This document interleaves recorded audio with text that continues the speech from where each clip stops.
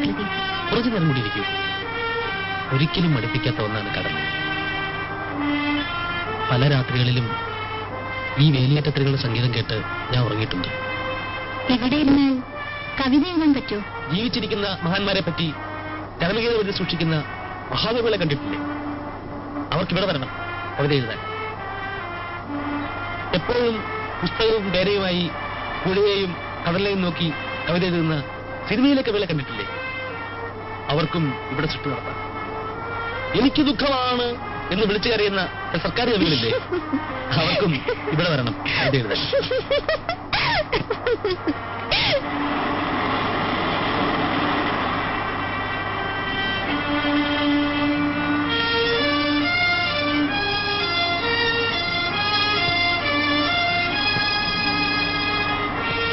നമുക്ക് പോവാം. സമയം ഒരുപാടായി. എനിക്ക് പേടി തോന്നുന്നുണ്ടോ?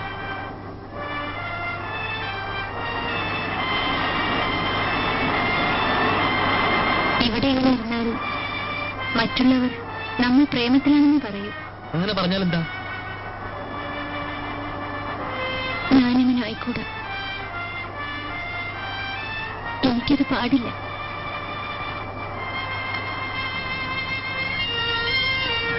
ഈ നിമിഷം നിന്നെ എനിക്ക് എന്റെ കൈകളിൽ ഒതുക്കി നിർത്തണം. ഈ കടലിന്റെ ശബ്ദം കടം വാങ്ങി എനിക്ക് പാടണം. സ്വന്തമാക്കാനല്ല, സ്നേഹിക്കാൻ, സ്നേഹിച്ചു മരിക്കാൻ. പ്ലീസ് നമുക്ക് പോവാം.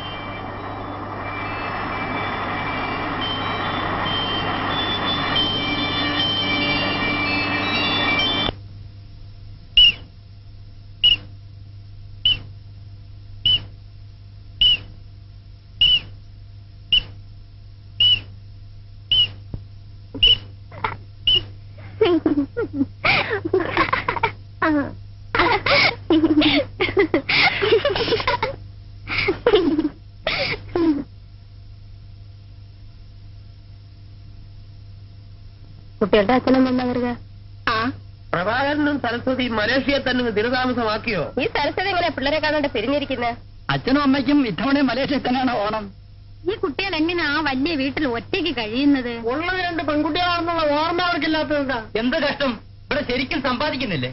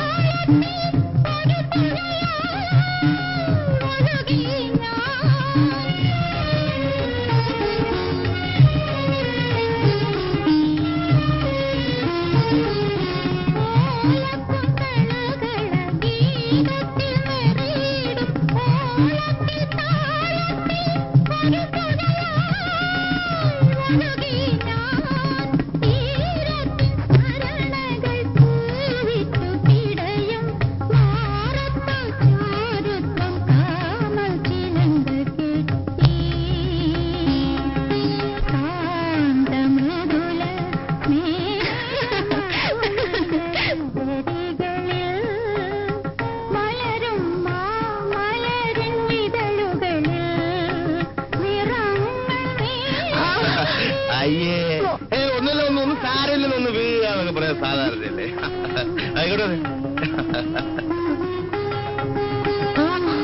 ചന്ദ്ര, പിള്ളേരെ വന്ന് കാപ്പി കുടിക്ക്. എത്ര നേരമായി? ചന്ദ്ര, നീ ആ പിള്ളേരെ വഷളാക്കുന്നു. കുറച്ച് വഷളാകട്ടെ അപ്പച്ചി. അല്ല, അപ്പച്ചി ഒന്നേരുന്നേ.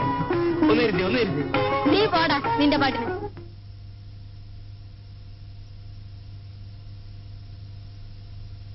ആ, റെഡിമെയ്ഡ് കാപ്പിയോ? അല്ല, കടിക്കാനൊന്നുമില്ല.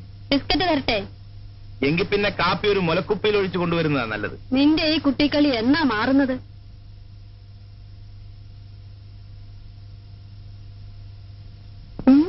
സാറേ, സ്വല്പം അടിക്കുന്നോ? വേണ്ട. എങ്കിൽ വലിയ സാറ് കഴിക്കേ. വേണ്ട.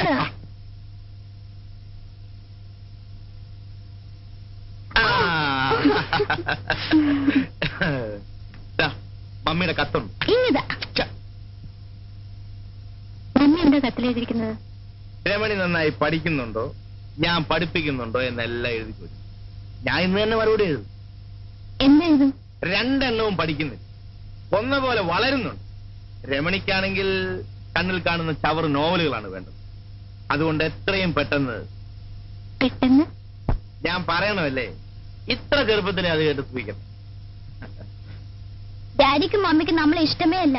അവർക്ക് ഇങ്ങോട്ട് വന്നാലെന്താ? അവരവിടെ കഴിയുന്നതേ സമ്പാദിക്കാനാ. അവരൊന്നും ഇങ്ങോട്ട് വന്ന് കിട്ടിയാൽ മതിയായിരുന്നു. ഈ തേങ്ങയുടെയും പിണ്ണാക്കിന്റെയും കണക്കെടുത്ത് നിർത്താമല്ലോ. ചന്ദ്രേട്ടനും ഞങ്ങളെ കൊണ്ട് ബുദ്ധിമുട്ടായോ? ആഹാ, മോള് പ്രായത്തിനൊത്ത ചോദ്യങ്ങൾ ചോദിച്ചാൽ മതി. ഇരുന്ന് പഠിക്കേ.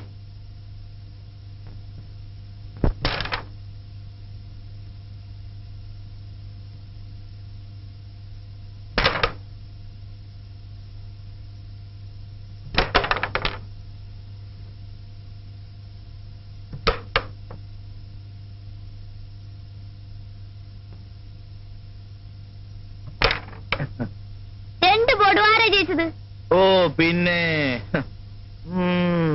അടുത്ത ബോർഡ് ഞാൻ കളിക്കും. വേണ്ട, ഞാൻ കളിക്കാം. അത് പറ്റില്ല, ഞാൻ കളിക്കും. നീ എനിക്ക് ഞാൻ കളിക്കട്ടെ. വെറുതെ വഴക്കുണ്ടാക്കാതെ. അടുത്ത ചാമ്പ്യൻ വന്നിരിക്കും. കഴിഞ്ഞ ബോർഡ് ഞാൻ തോറ്റു കൊടുത്തതാ. കുട്ടിയല്ലേ, കളി പഠിക്കട്ടെ എന്ന് വെച്ചു. എന്നാ നോക്കാം. നോക്കുക എന്നും വേണ്ട, തോറ്റത് തന്നെ. ഇതെന്നും പറയുന്നതല്ലേ?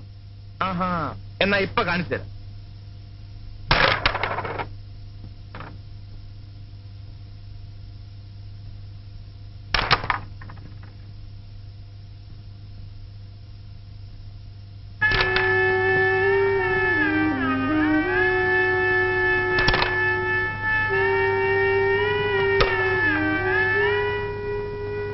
Come on, hurry up.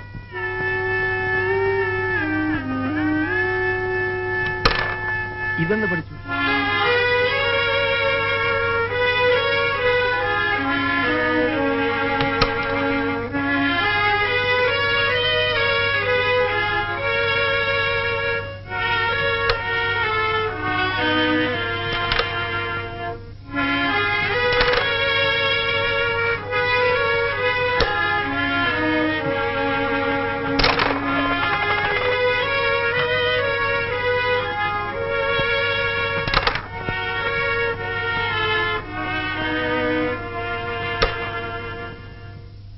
ഇപ്പൊ ആരാ ജയിച്ചത്? വിളിക്കുക കാന്താരിയെ.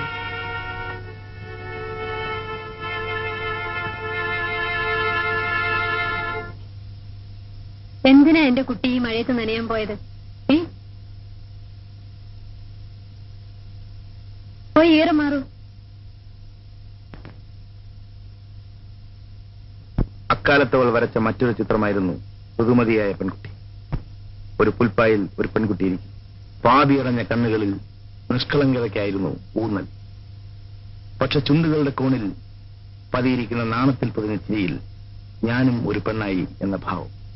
കറുത്ത കരയുള്ള മുണ്ടും കറുത്ത പുള്ളികളുള്ള ഇറക്കം കുറഞ്ഞ ജാക്കറ്റും, മാറിൽ കൂമ്പുന്ന യുവത്വം, കവിളുകളുടെ അന്ത്യത്തുടുപ്പിൽ നേർത്ത പുലർച്ച വ്യക്തമാക്കി.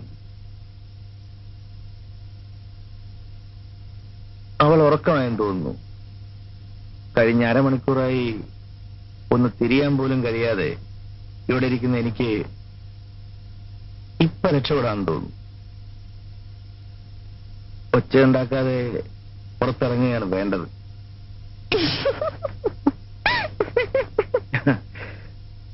അവൾ വന്നു, അടുത്തു ചേർന്ന് വന്നു. മയങ്ങി ഉറങ്ങുന്ന പ്രപഞ്ചം, ദൂരെ രാത്രിയുടെ സംഗീതം. അവളുടെ ചുമലിൽ കൈവച്ചുകൊണ്ട് അടുത്തു ചേർന്നത്. മതി ചേട്ടാ, സമയം ഒരുപാടായി, ഞാൻ ഇറങ്ങട്ടെ. വേണ്ട, കുറച്ചുകൂടി ഇരിക്കും ചേട്ടാ.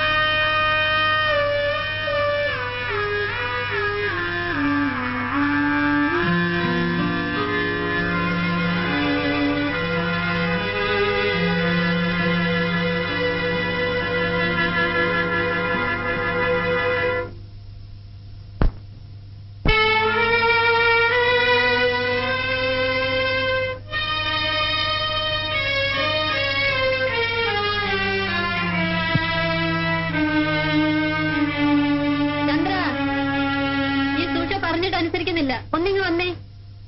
ഞാൻ പോട്ടെ.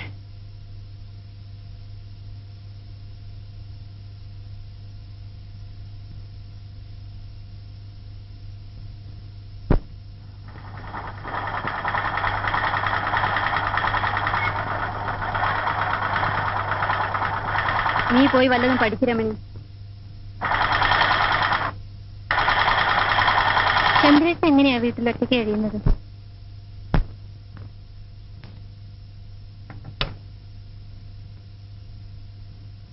ചന്ദ്രേട്ടൻ എന്താ ഇനിയും കല്യാണം കഴിക്കാത്തത്? ആർക്കറിയാം. വല്യമാനും വല്യമ്മച്ചും മരിച്ചപ്പോ മുതൽ അവൻ ഇങ്ങനെ താന്തോന്നിയായി നടക്കാൻ തുടങ്ങിയത്. നീ എന്തിനാ ഇപ്പൊ ഇതൊക്കെ അറിയുന്നത്? എഴുന്നേറ്റ് പോയി വല്ലതും പഠിക്കു വച്ചേ.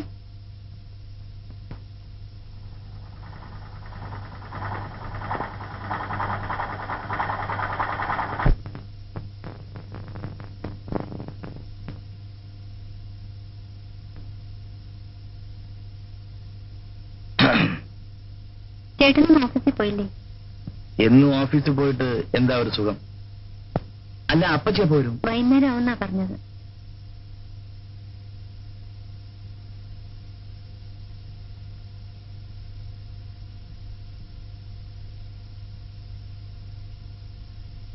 അയ്യടാ,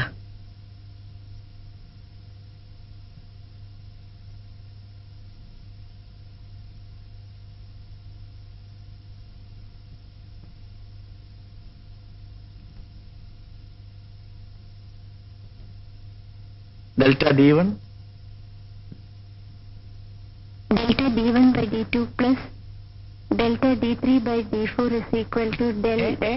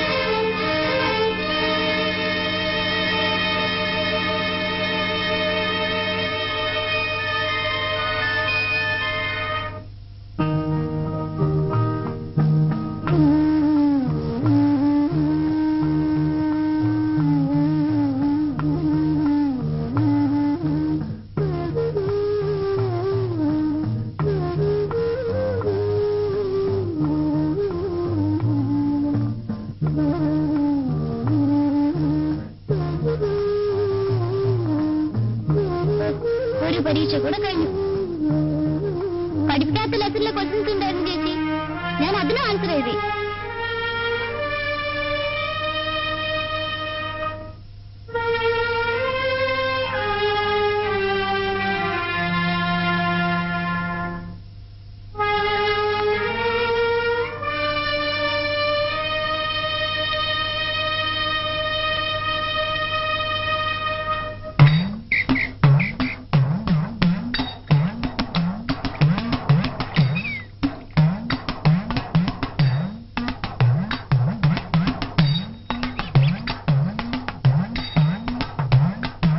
വരണമെങ്കിൽ വാ, ഞാൻ പോന്നു.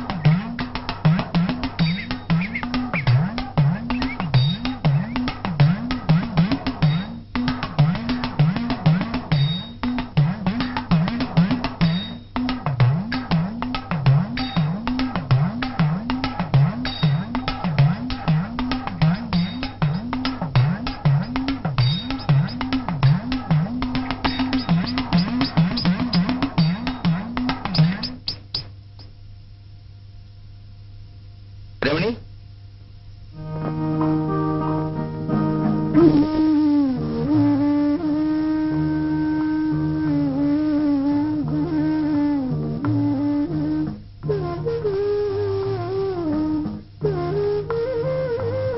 ഇത് തെങ്ങേറ്റത്തിന്റെ ബാലൻസ് ഷീറ്റ്.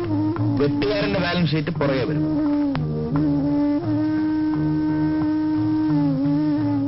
സാറിന് എന്ത് പറ്റി?